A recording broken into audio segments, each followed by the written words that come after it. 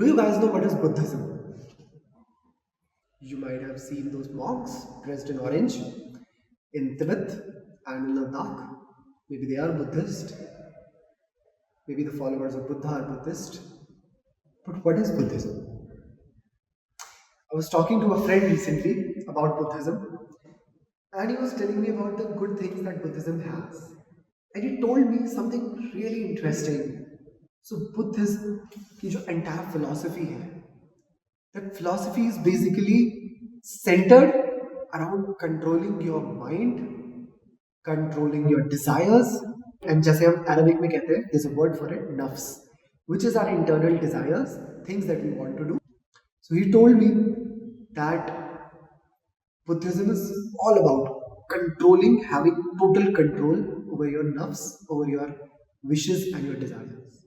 आपने पढ़ा होगा बचपन में अपनी maybe in the moral science book. So I asked him, what do you mean by that? What do you mean by having total control over your mind? And he had a very interesting answer. Again, interesting answer.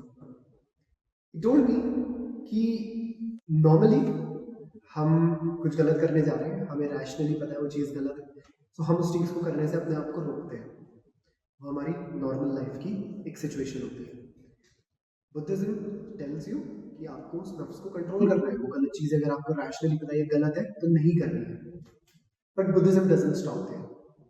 Buddhism takes it not 1 but 10 steps further and tells you कि you should have control over your body to such an extent that if you are having an itch, यहाँ पर खुजली हो रही है basically, so you shouldn't have to scratch it, but you should have the controlling power in your mind to make yourself believe and feel that, oh, I'm not having this itch, or maybe it's gone. That is what Buddhism is. That's why the people that are monks, जो monks बन के अपनी life को उस चीज में dedicate करते हैं, they spend their entire lives. They don't have the children. They don't have children. They don't get married. They don't work for wealth. All their focus is on their brain.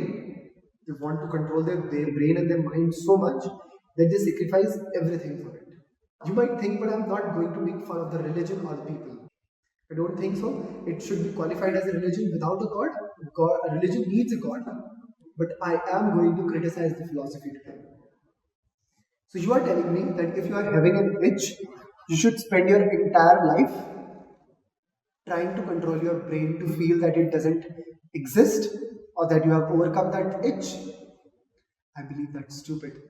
God has given you 2 hands. Scratch it. You should choose the path of least resistance. This is the path of least resistance, isn't it? Why do you need to control your brain to believe that you're not having an itch when you have 2 hands to scratch it? I've not read extensively, but I've read something about Buddha, and he seems like a genuinely interesting guy. He was a prince, for God's sake. He had everything in the world, and not like today's Prince Harry, who has everything, but the world has everything too. So Prince Harry is not special today. But at that time, Buddha must have been special. He must have been the only one who has everything. And then he saw the poverty and the death and the corruption around in this country. And he decided to give it up all. Like, to be honest, I wouldn't have been able to do that, and I'm pretty sure most of you wouldn't have been able to sacrifice that. So he had the courage. He was a great man. He went out in search of truth. He tried his best, and I believe he found his truth. Like today, this term is very popular, my truth. The entire LGBTQ community is centered around the concept of my truth, right? They believe a man is a woman. They believe a woman is a man. They are their truths. For everything, you need a criteria. You need to have something to be something, right?